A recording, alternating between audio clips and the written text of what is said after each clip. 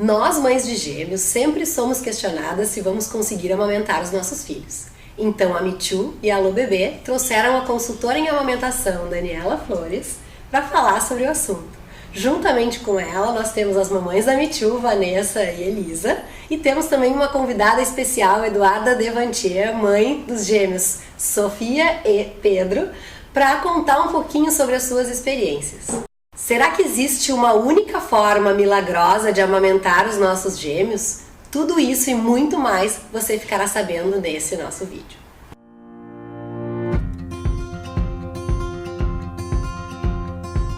Constantemente nos questionam se nós vamos conseguir realmente amamentar os nossos gêmeos, seja na gestação, seja durante o próprio período da amamentação, né? Daniela, tu como uma especialista com vasto conhecimento, né, não só na parte de amamentação, mas também na amamentação de gêmeos, nós gostaríamos que tu nos contasse, né? É diferente amamentar gêmeos? É possível amamentar gêmeos? Qual é essa diferença? Fala um pouquinho pra gente. É possível, é diferente. Obviamente é muito diferente amamentar um bebê, 2 bebês ou 3 bebês. Eu sempre digo assim, amamentar um bebê exige muita dedicação, dá muito trabalho, é muito realizador amamentar um bebê. 2 é o dobro, 3 é o triplo, 4 o quádruplo. Então, é possível? É possível. Tá? Obviamente vai exigir mais trabalho, mais dedicação. O ideal seria que a gente tivesse um pouco mais de ajuda, um pouco mais de amparo, uma rede de apoio um pouco maior. E as pessoas me perguntam assim, tá, e se eu não tiver essa rede de apoio? É um pouco mais difícil, mas também é possível. É bem importante que a gente preste atenção em alguns detalhes para amamentar. Independente de ser gêmeos ou não, deixa eu só mostrar esses detalhes. Sempre que a gente for colocar para amamentar, é bem importante que o queixo do bebê fique bem grudado ao seio, tá? Isso garante que o bebê está mamando bem. Então, quando a gente for colocar para amamentar, observar que o queixo do bebê fique bem grudadinho ao seio, porque o nariz vai ficar livre daí. Então, nesses primeiros dias, como a gente coloca ele simultâneo, eu sempre indico que seja simultâneo, coloca e observa. O queixinho do bebê vai ficar grudadinho ao seio. Então, sempre que eu for posicionar o bebê, colocar o queixinho grudado. Então, os pontos de apoio que a gente tem com os bebezinhos daí não são bem na cabeça, tá? São mais ou menos por essa regiãozinha aqui que eu digo que é bem na paleta, assim. A gente posiciona mais ou menos aqui pela escápula, pelo pescocinho aqui.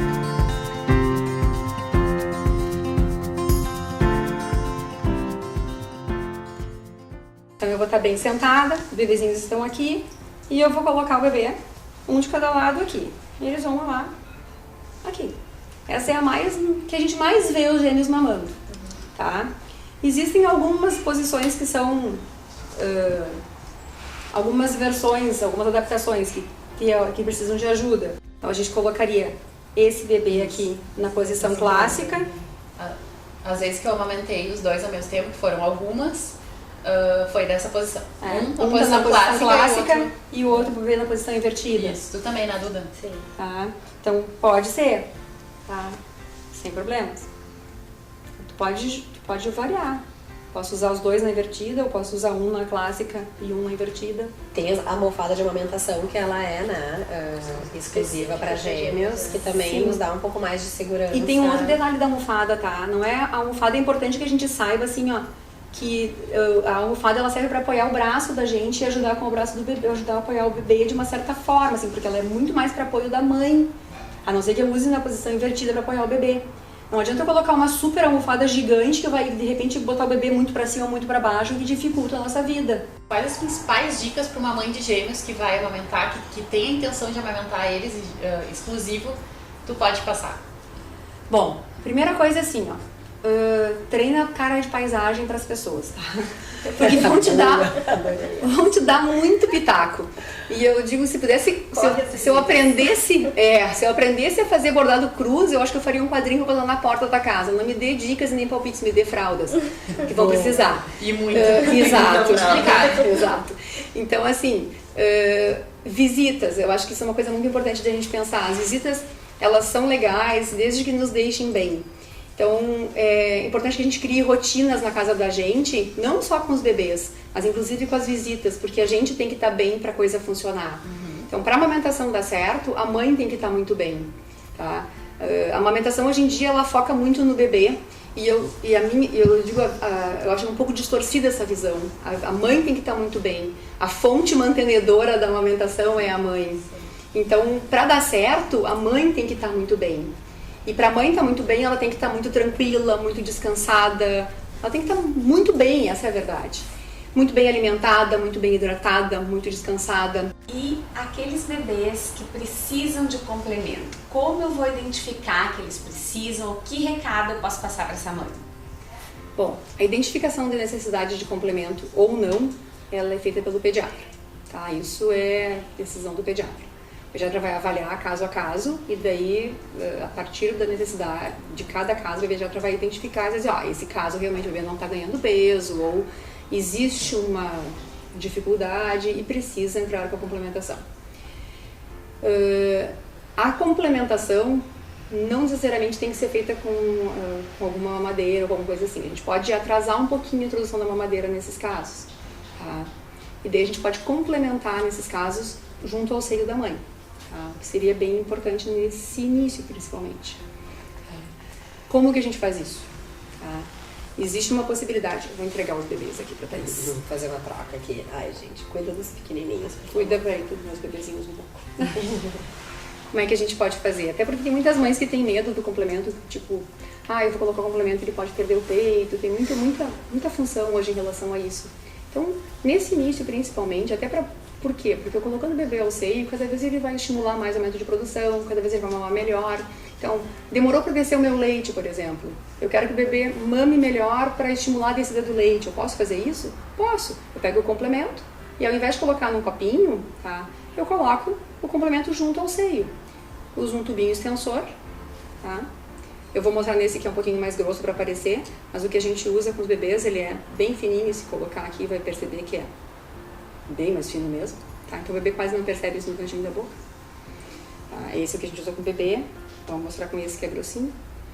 Então a gente entra essa pontinha aqui, mergulha no complemento, tá? E esse aqui a gente entra no cantinho do peito da mãe. Então o bebê vem mamar e recebe junto no peito da mãe o complemento. É simples até, né? Parece algo... dá um medinho, às vezes as pessoas têm medo, eu não vou machucar o bebê. Não vai machucar. Coloca bem do ladinho, só é importante que entre bem do ladinho do peito mesmo. Só vai leite pro bebê aqui quando ele suga corretamente o peito. Então quanto melhor ele sugar, mais leite vai. Ô Dani, isso que eu tava falando de que cada mãe aqui é diferente, são realidades diferentes, filhos diferentes. Isso a gente vivencia muito, né? Porque os gêmeos, a gente tem que respeitar a individualidade deles, porque a própria amamentação vai ser diferente para um e para outro. Sim. Só que ao mesmo tempo também a gente tem a nossa vida, né? Então a gente tem que ser prática.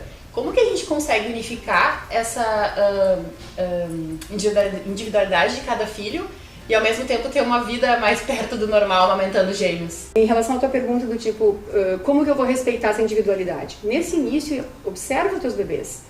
Hoje em dia se fala muito em livre demanda. O que é livre demanda? A livre demanda é tu respeitar a fome do teu bebê. Só que ninguém explica para as mães que todo choro do bebê não é necessariamente fome, tá? Então a gente tem que saber identificar o que é fome no bebê. E a gente tem um exemplo aqui, né, Eduarda, que ela amamentou em livre demanda. Acho que pode explicar um pouquinho mais também sobre isso. É assim mesmo? Sim. Como é que é a livre demanda? Chorou, botou no peito ou não? Não, meus bebês, eu amamentei exclusivo até os 6 meses, né, em livre demanda. Durante a gestação, assim, eu sempre costumo falar que eu lia bastante sobre o tema. Eu acho que foi, por mais que não tenha uma preparação, isso foi um tipo de preparação, que eu lia muito sobre livre demanda, sobre como fazer, o que não fazer, relatos, experiências de mães que já passaram, que não conseguiram, que conseguiram. Então eu li muito desde o início da gestação, assim.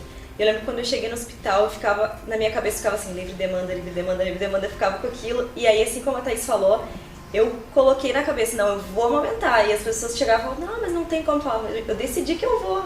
A minha mãe me ajudou bastante no início, meu marido também. Essa rede de apoio foi fundamental, né? Mas eu lembro que um dia minha mãe falou assim, pelo amor de Deus, tu tá muito cansada. Eu falava, não, agora eu vou até o final. Eu cheguei até aqui, agora eu vou. Mas não é nada fácil, assim, né? Eles choravam bastante. E eu tive que entender que aquele choro não necessariamente era uma fome, né? Podia ser uma cólica, uma incomodação com alguma coisa que eles estavam sentindo. E claro, tudo é uma questão de adaptação, né? No início eu não conseguia colocar os dois juntos, depois eu conseguia. Hoje eles ainda mamam no peito, já flui, hoje eles já mamam em pé, já mamam deitados, atravessados, de tudo que é jeito que dá, porque virou uma coisa mais normal pra mim, entrou na minha rotina, eu consegui assimilar, mas esse processo demorou pra acontecer, né? No início a gente fica insegura, são 2 bebês pequenos, a gente não sabe como posicionar, como colocar, então tem toda a nossa insegurança, tem esse puerpério que a gente tá passando, tudo isso na nossa cabeça. Então assim, eu acho que focar na livre demanda, acreditar que a gente é capaz, confiar nos nossos instintos e ter essa rede de apoio são coisas fundamentais, né? Eu amamentava os guris com horário de 3 em 3 horas aproximadamente, né? Nada muito rígido, mas isso funciona na minha casa. Eu acho que esse é um recado também que a gente quer dar, que funciona para cada família, né? E a gente tem que buscar isso, porque com gêmeos é mais difícil, é mais puxada essa rotina. Então eu me lembro que eu tinha 1h50 entre trocar a fralda para colocar para amamentar um ano, amamentar outro maninho, arrotar, né, ainda talvez fazer dormir, tudo isso demorava 1h50 e eu tinha 1h10 de folga para fazer todo o resto, então nesse 1h10 eu tinha que rebolar para conseguir fazer tudo. E pra mim funcionou, ter 1 hora marcada, né? Nesse caso, então, a Elisa colocou bem, ela amamentava um de cada vez. Já a Duda, depois dos 3 meses, que ficou mais fácil pra ela, ficou melhor os 2 ao mesmo tempo, né? No início eu não tinha segurança para colocar os 2 ao mesmo tempo, né? Por eles serem pequenos, aquela coisa. Isso dificultava um pouco, porque eu precisava sempre de alguém que segurasse um enquanto eu colocava o outro e vice-versa. E também me cansava mais, porque eu tinha que colocar um. Aí não tinha muito tempo de descanso, porque daqui a pouco a gente tinha que colocar o outro. Quando o segundo terminava, o primeiro já estava querendo de novo. Aí lá pelo 3º mês eu consegui posicionar com a almofada os 2 ao mesmo tempo. E facilitou muito a vida, porque eu também consegui organizar para que eles mamassem, tentar organizar para que eles, a princípio, mamassem na mesma hora, dormissem na mesma hora. Então, aumenta o teu tempo de descanso, de fazer alguma outra coisa, facilitou bastante, assim. Então, depois que tu consegue pegar aquela prática, né? Segurança. Hoje, né, com 1 ano e 8 meses. 1 ano e 8 meses até hoje. Eles, durante o dia eles já mamam, geralmente se um quer, o outro também quer. Então, aí um vem TT, aí eles já mamam assim, eu fico aqui, eles vêm em pé aqui no sofá, é até engraçado de ver, né? E aí eles um vê, aí o outro tá brincando lá, opa, a mana tá tomando TT, também vou. Aí eu coloco os 2. Mas de noite, eu sempre depois do banho, eu sento na cama, de perna de índio, coloco a almofada e coloco um pra cada lado, que é a forma que eles acostumaram já e a forma que eles pegam no sono. Então ficou prático dessa forma e até agora, 1 ano e 8 meses, tá sendo assim, né? É bem legal. E eu também, no caso, como a Elisa, amamentei um de cada vez. E também era mais ou menos a cada 3 horas. Claro que no início, né, não era tão fácil assim, era mais um caos, assim. Sim. Eu tive um que mamava muito mais que o outro, né? No caso, o menino sempre mamou muito mais que ela. Então, no início, até pra mim foi até difícil de aceitar isso. Me falavam, e mesmo assim, né, aquele instinto de mãe, eu preciso amamentar mais a minha filha. Então, mas depois tudo se ajeitou, ficou mais fácil também a amamentação. Ele praticamente exclusivo e ela com complemento. Então existe a realidade de cada um aqui. Exatamente. Bom, então é bem importante a gente saber que existe outros choros nos bebês, tá? Então, quando a gente fala em dicas, tá? Existem alguns critérios de segurança que são importantes a gente saber. Se fala muito hoje para as mães, livre demanda, livre demanda, livre demanda. A livre demanda não impede que a gente tenha uma certa rotina na vida, tá? Claro que essa rotina não é uma padronização para todos os bebês. Então a gente vai ao longo dos dias observando os bebês e vai vendo, bem o que ela falou. Eu vou observar o Pedro e a Sofia, por exemplo, e vou perceber, o Pedro ele vai ter fome de tanto em tanto tempo, a Sofia de tanto em tanto tempo. Então, ao longo dos dias tu percebe, a rotina alimentar deles é tal. Isso é livre demanda, eu respeito a fome dos bebês. O que é muito importante que a gente saiba? Eu saí do hospital com meus bebês, fui pra casa. Como é que eu sei que esse bebê tá mamando? Às vezes dá um nervoso, porque saiu do hospital e a criança não fez um cocô naquele dia que tu chegou em casa. E aí, meu Deus, não fez cocô. Calma. Primeira coisa, tá fazendo bastante xixi? Esses primeiros dias em casa, observa a fralda. Tem bastante xixi nessa fralda? Eu troquei pelo menos umas 4, 5 fraldas que sejam com xixi. Tem xixi abundante? Tem. Ótimo. Tá bom. É um bom sinal isso, tá? Então, nesses primeiros dias, é bem importante isso. Claro que vai fazer cocô, né? Não é uma necessidade de todos os dias aí. Uma dica legal, assim, pra mãe de gêmeos, principalmente, é anotar, né? Porque Sim. quem fez xixi, às vezes, a gente acaba esquecendo. Se eu te perguntar hoje o que tu almoçou a mãe ontem, tu não vai lembrar. Então, quando a gente tem gêmeos, ou até um bebê mesmo, é bem importante que tu anote assim, ó. Eu vou citar de novo, coitada da Eduarda aqui, mas o Pedro mamou na mama direita a tal hora e a Eduarda, a Sofia, desculpa, na mama esquerda. Então tu vai anotando, anota quais mamas, qual mama foi, quem foi. Isso é bem tá? importante. Tem um aplicativo muito legal da Me Too que vai sair por aí, né? Que não tem pra seguida, gêmeos até então. Pra gêmeos especial e que vai contemplar toda essa parte, né? Especialmente a parte do xixi também, que a gente tá aprendendo que é mais importante, né? Nesse início da gente não achar que é só o cocô, mas o xixi também é um bom sinal. E uma coisa que é muito importante para as mães, assim, existe uma lógica nessa amamentação. A gente sai do hospital, tu me perguntaste sobre a questão do colostro, tá? A gente sai do hospital, nasceu o bebê, tem colostro, tá? Logo em seguida, a gente tem a descida do leite, a famosa descida do leite. Nessa descida, normalmente o peito fica mais volumoso, mais pesado, até um certo desconforto algumas mães sentem. Isso aí dura em torno de 3, às vezes 4 dias. E ao mesmo tempo que há um certo desconforto, tem uma certa sensação de plenitude. Eu sou a rainha do leite, estou cheia de leite. E depois dessa fase, o peito dá uma murchada, assim, ele dá uma diminuída. E ao longo do tempo também, ao longo do procedimento, do tempo da mamada, a mama não vai sempre ficar dessa turgidez, túrgida, assim, ela vai ficando mais molinha. Não é por causa disso que o leite vai diminuir. Tá? Ai, não sinto mais o seio tão duro. Não quer dizer que o leite diminuiu porque não está sentindo a mama tão dura. Isso na tá? cabeça de muitas mães, associado ao choro, diminuiu o leite, Diminuiu o leite. porque está com fome e acabou... E isso acontece muito no 3º mês. Tem muitas mães que associam isso no 3º mês. Naquele pico de crescimento. No pico de crescimento. Que muita gente diz que é a descoberta do nascimento do bebê para o bebê. Existem algumas teorias que dizem que o bebê descobre que nasceu no 3º mês. Então ele começa... Mamar 24 horas. E ele brilha no peito também. Aquele bebê que está mamando super bem, ele vai pro peito meio que briga com o peito. E junto com isso o peito dá uma murchada mesmo, uma sensação de que o peito deu uma diminuída. Não, meu peito diminuiu, o bebê está brigando com o peito, só pode ser porque falta leite. Sim. E não, é justamente porque a gente tem esse pico de crescimento, que é o bebê descobriu que não faz mais parte do corpo da mãe. Então tem outra coisa legal da gente comentar aqui. A gente trouxe o caso da Duda, né, que é a amamentação por livre demanda, que foi muito bem explicado por ti agora. Então não é a cada choro botando no peito, não é isso, a livre demanda, foi bem legal. E a gente tem 4 realidades de mães de gêmeos diferentes aqui. Então isso é bem importante falar também. Cada mãe tem sua realidade e tudo bem, né? Sim. Com a Duda funcionou muito bem, funciona até hoje, que ela amamenta os gêmeos ainda até hoje, né, Duda? A livre demanda, né? Com a Thaís já complementou, enfim, teve a realidade dela. Eu também acabei complementando para um filho, para o outro não, né, Elisa? E a Elisa também, são realidades diferentes, mas que aconteceu com naturalidade com todas nós, né? Então, às vezes a gente se sente muito pressionada e a ter a livre demanda ou a ter do jeito que se quer e às vezes não acontece, e tá tudo bem, os filhos com certeza vão ser amados e alimentados, é isso que é o mais importante. Tem assim, no meu caso, né, que eu fiz a complementação também, a doutora, a pediatra que acompanhou os meninos, ela deixou muito claro pra mim que eu tive em torno mais ou menos de 60% a 70% de leite e o restante de complementação. E isso pra mim também me deu assim uma tranquilidade, porque nós pesávamos as crianças antes de mamar. Eu dava de mamar no consultório e depois nós pesávamos as crianças individualmente, cada um. E ela me perguntava, uma outra coisa que eu acho que é uma dica muito legal, é que nem sempre o tempo que tu fica amamentando significa que tu realmente amamentou. Então, e ela me fazia ter a percepção da diferença individual, na verdade, não, né, de cada um. Ela tentava que eu não, na verdade, comparasse os dois, né? Só um detalhe, essa pediatra que a Thaís está falando é a doutora Rosa Mal, que já tem várias matérias aqui conosco na Me Too, a gente adora ela, realmente é super especial.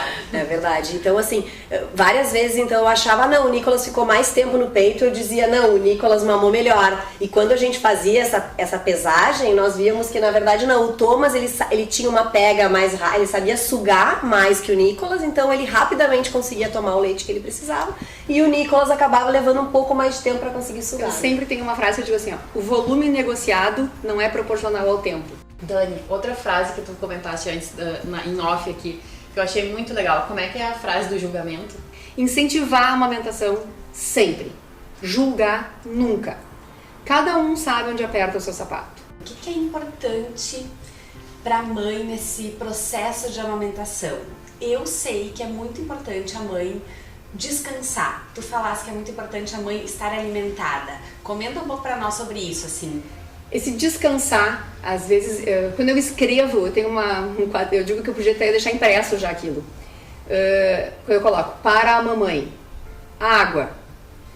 Tu tem que tomar pelo menos uns 3,5 litros, 4 litros de água por dia. Tá? Em goles pequenos, copo cheio. Ao longo do dia, tu tem que ir tomando. Se chegar de noite e tu pensar, não tomei água, não adianta tu tomar esses 5 litros de água numa pegada. Tu não vai fazer reserva de água. Você vai fazer mais xixi. Vai fazer mais xixi.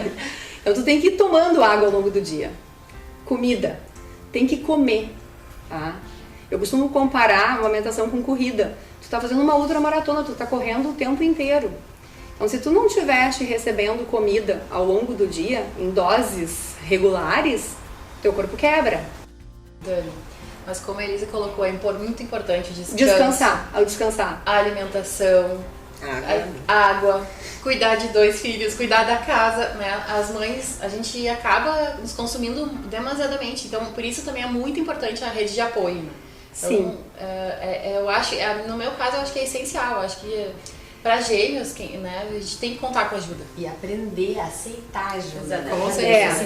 Se permitir. Aceitar ajuda e saber pedir aquilo que a gente precisa. Eu acho que são dois que é muito importante. Que traz uma leveza que parece pesado no início, mas quando nós começamos a praticar e ver os resultados, traz uma leveza tão grande, porque tem uma outra coisa que eu ia comentar. Quando a mãe tá bem, os filhos estão bem, e isso é desde sempre. Então, se a mãe tá cansada, daqui a pouco a criança tá mais chorona e mais chata, e a gente tá achando que ela tá com fome, e daqui a pouco nós que não estamos nos nutrindo da melhor maneira possível pra entregar pra eles e pra estar tranquila, pra entregar pra eles aquilo que eles precisam, né? Então, uma última dica muito importante em relação à amamentação é sempre é importante a gente marcar a mama, palpa a mama.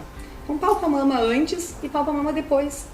Observa o volume da mama, vê se o bebê mamou pelo volume da mama. Treina isso desde o início da amamentação. Tá? Às vezes as mães dizem, mamou X tempo, acho que ele mamou horrores. E daí eu pergunto, sentiu diferença no volume da mama? Eu não palpo. Não quer dizer que o bebê mamou muito. Então aprende a palpar a mama. Observa o tempo, sim, claro, é importante observar o tempo. Mas não só o tempo na mamada daí. As duas coisas juntas daí. Em nome da Michu e da Alô Bebê, nós gostaríamos então de agradecer esse maravilhoso bate-papo que nós tivemos com a Elisa, com a Vanessa, com a Eduarda e também com a nossa consultora de amamentação, Daniela. Acesse as redes sociais da Michu e da Alô Bebê e saiba mais.